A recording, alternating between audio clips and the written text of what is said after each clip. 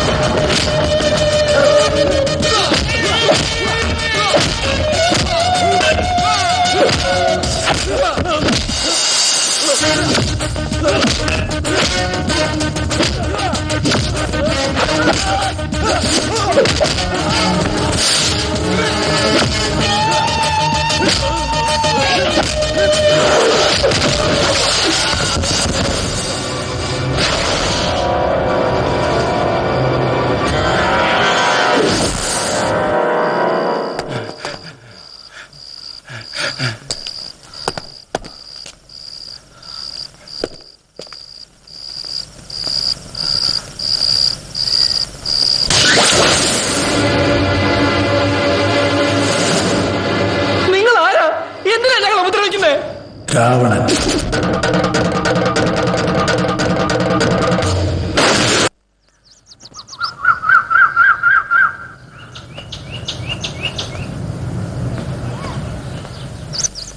നിങ്ങൾ എന്റെ കസ്റ്റഡിയിലുണ്ടെന്ന് എനിക്ക് നിങ്ങൾക്കും അല്ലാതെ ലോകത്ത് മറ്റാർക്കും അറിയില്ല, ഡിപ്പാർട്ട്മെന്റിന് പോലും.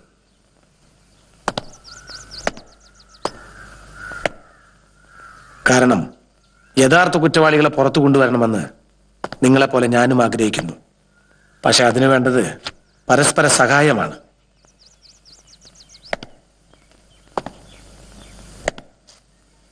അതായത് നേരെ വാ നേരെ പോ നയം.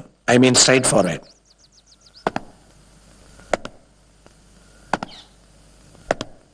ഗീതയ്ക്ക് ഇതിലുള്ള റോൾ എന്താ? ഞാൻ നേരത്തെ പറഞ്ഞ ടേംസ് ആൻഡ് കണ്ടീഷൻ തെറ്റിക്കാനാണ് ഭാവമെങ്കിൽ 3 പേരും അഴിയണം. വിനോദിന്റെ മുറപ്പെണ്ണാണ് ഗീത. ജഡ്ജിയുടെ വീട്ടിൽ നിന്ന് ഞങ്ങൾ നേരെ ചെന്നത് ഗീതയുടെ വീട്ടിലേക്കായിരുന്നു. വിവരങ്ങൾ അറിഞ്ഞപ്പോൾ കീഴടങ്ങാൻ അവൾ ആവശ്യപ്പെട്ടു. ഞങ്ങൾ അതിന് തയ്യാറായിരുന്നില്ല. പിന്നെ ഞങ്ങളുടെ നിർബന്ധത്തിന് വഴങ്ങിയാണ് വർഷങ്ങളായി പൂട്ടിക്കിടന്നിരുന്ന അവളുടെ ചെറിയച്ഛന്റെ വീട് ഞങ്ങൾക്ക് അറേഞ്ച് ചെയ്ത് തന്നത്. അന്വേഷണ റിപ്പോർട്ടുകളും വിധിന്യായങ്ങളും നിങ്ങൾക്ക് അനുകൂലമായിട്ടാണ് കാണുന്നത്. പക്ഷെ എങ്ങനെ നിങ്ങൾ ഈ കേസിലാകപ്പെട്ടു?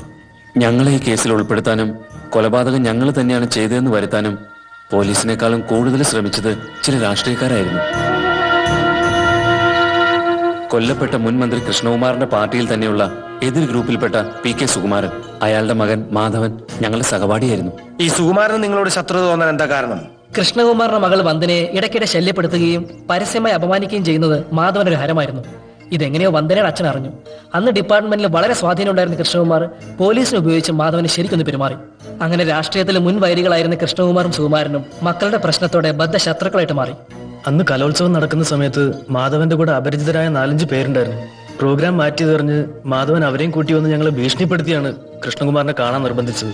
നേരത്തെ കേസ് അന്വേഷിച്ച ഉദ്യോഗസ്ഥരോട് നിങ്ങൾ ഈ കാര്യങ്ങളൊന്നും പറഞ്ഞില്ല? പറഞ്ഞിരുന്നു.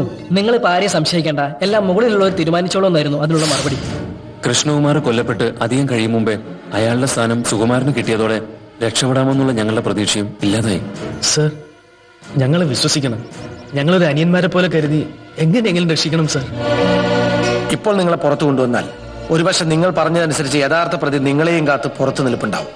കാരണം നിങ്ങൾ ഇല്ലാതാകേണ്ടത് അവരുടെ നിലനിൽപ്പിന്റെ പ്രശ്നമാണ്. അതായത് നിങ്ങളെ അവർ കൊല്ലാൻ മടിക്കില്ലെന്ന് പോലും അർത്ഥം.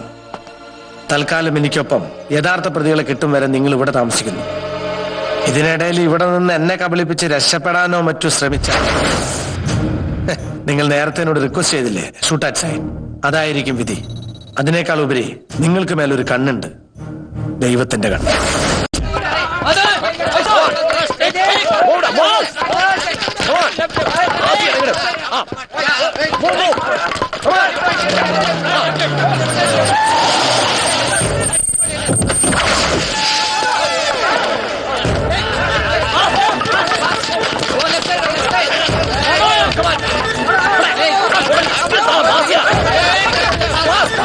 ഇവന്മാരെ കൊന്ന് നേരെ ചൊവ്വാക്കിയെടുക്കാൻ ഇത്തിരി പണി ഉണ്ടല്ലേ സുന്ദര? ഓ അതല്ല തന്നെ, പൊരിച്ച കാടയുടെ ഇറച്ചി മുട്ടനാടിന്റെ ചൂട് ചോരയും കുടിക്കാനുള്ള യോഗം കാണുന്നുണ്ട്. അപ്പൊ കളി സ്റ്റാർട്ട് ചെയ്യല്ലേ? കളി സ്റ്റാർട്ട് ചെയ്യാൻ അതിനോട് കളിക്കാനുള്ള ഒരു റെഡിയാണോ ഒന്ന് കേക്കട്ടെ.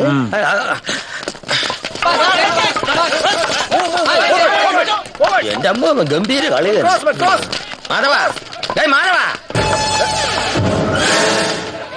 വർഗീസ് സാറ് അടിച്ചടിച്ച ഡ്രസ്സുകളൊക്കെ ഇട്ട് കളിക്കാൻ കണക്കാക്കി തന്നെയാണ് വന്നിരിക്കണം. ഇനി നിങ്ങൾ കൂടെ റെഡിയായ മത്സരത്തിന് വിസിലും ഇതായിരുന്നു.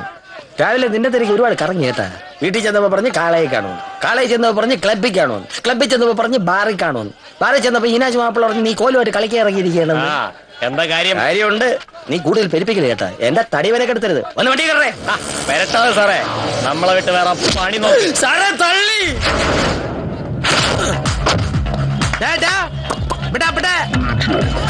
നീ വറീസിന് അങ്ങാടിയിൽ ഇറക്കല്ലേ?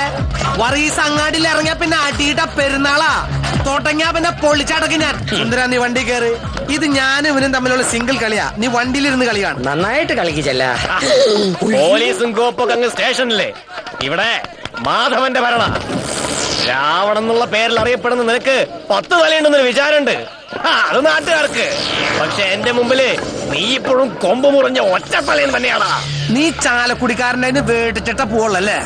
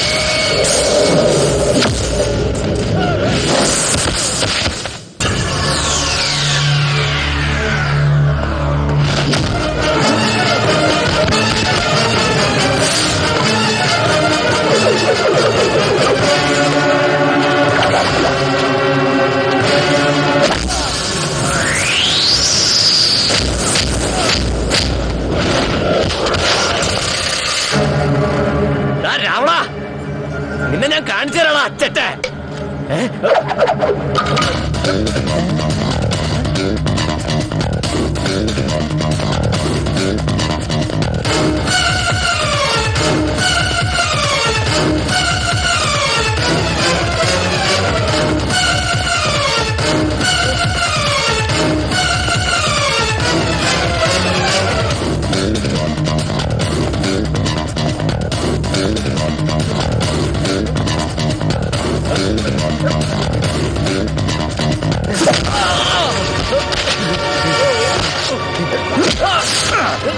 നിലാവ് വീണ പാതിരയ്ക്ക് പനംകൂട്ടങ്ങളിലിരുന്ന് ഊഞ്ഞാലാടുന്ന യക്ഷികളെ കുറിച്ചുള്ള കഥകൾ മുത്തശ്ശിമാര് നട്ടുച്ച നേരത്ത് പറഞ്ഞെന്നാലും മതി. പകലെന്നോ രാത്രിയോ ഒന്നില്ലാതെ എപ്പ കണ്ണടച്ചുറങ്ങിയാലും പേടി സ്വപ്നമായിട്ട് അത് കാണാം. അതുപോലെ നിനക്ക് ഈ രാവണനും കാണണ്ട, കാണണം.